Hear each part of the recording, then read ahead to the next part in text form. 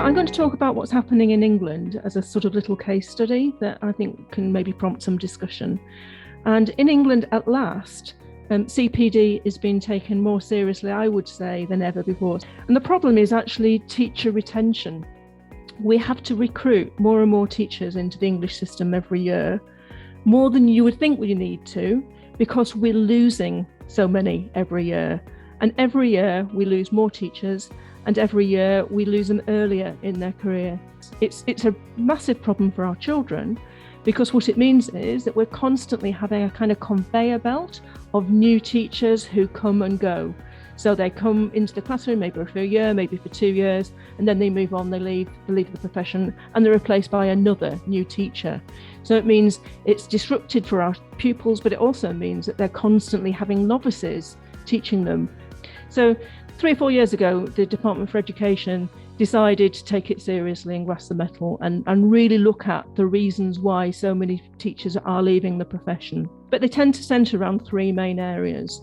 One is that teachers are expressing the workload is too high, and that's very stressful, and they look at other alternative careers and find them to be less stressful.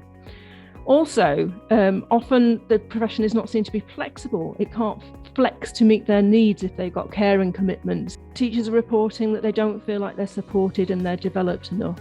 They don't feel like they're getting enough help to help them to keep getting better. The DfE actually did some research into people who had thought about leaving and then didn't.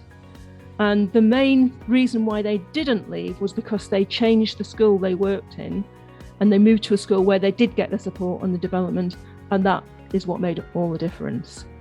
So, support and development clearly very, very central to why teachers might stay and how we can prevent them from leaving. And so actually a really high important factor in early career teachers deciding where they will teach is whether there is CPD available, because what they feel they need to do is to continue to develop. The government decided it really needed to address this problem. And I was asked to join the advisory group for something called the Teacher Recruitment and Retention Strategy. And this was a strategy that tried to tackle the problem of teacher retention from lots of different angles, but CPD was probably the biggest thing that it tried to address. And in particular, CPD for early career teachers, those teachers who are the most likely to be thinking about leaving. We have now implemented something called the Early Career Framework, and that is a legal entitlement for every teacher in a state school in the English system to get 2 years ongoing support and development. So 2 years high quality CPD. They get it both externally through a range of providers, but also internally through mentors in the school who are trained to support them and trained to help them to carry on learning.